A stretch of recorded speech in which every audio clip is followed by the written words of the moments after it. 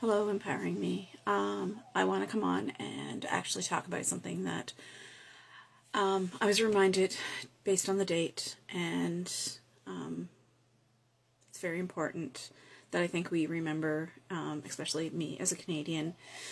I take a moment to remember the 14 women that had their lives taken away from them on December 6th, 1989, in the tragedy that occurred at École Polytechnique. This today is a National Day of Remembrance and an action for the end of violence against women. For me, I would have been just 14 years old at the time of this massacre. I do remember the news reports. I do remember thinking, could that happen to us? Could that happen to me? Because where I live, I'm not that far away from Montreal. When you look at the grand scheme of things. Now, as I grew up, I learned that yes, it could happen. It can happen in our own backyard. And in recent years, it's becoming more and more of a realization that yes,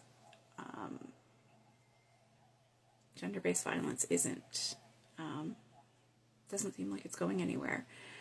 And that really hits home for me.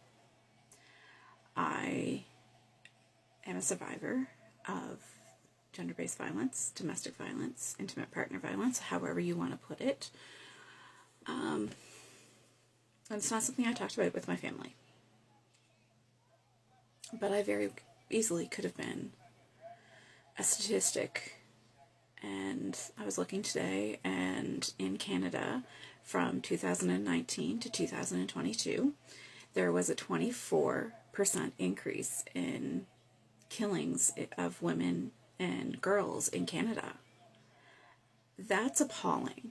I know that was right at the beginning of COVID, and in the beginning of COVID, I heard people that were in this realm of helping and supporting women, and they were like, oh, the numbers have dropped. And I'm thinking, of course the numbers have dropped. Everybody's home. They don't have the reprieve of their partner leaving to go to work so that they can call somebody, so that they can talk to somebody. And I mean, I was in the middle of, at that time, I was still studying and researching, and I did research for the university I attended right up until last year on,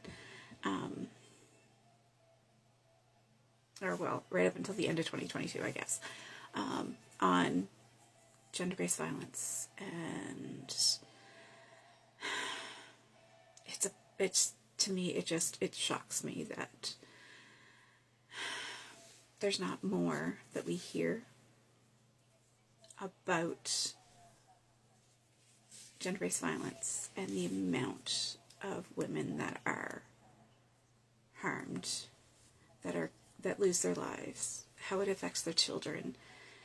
It seems to be still such a taboo subject to talk about in public.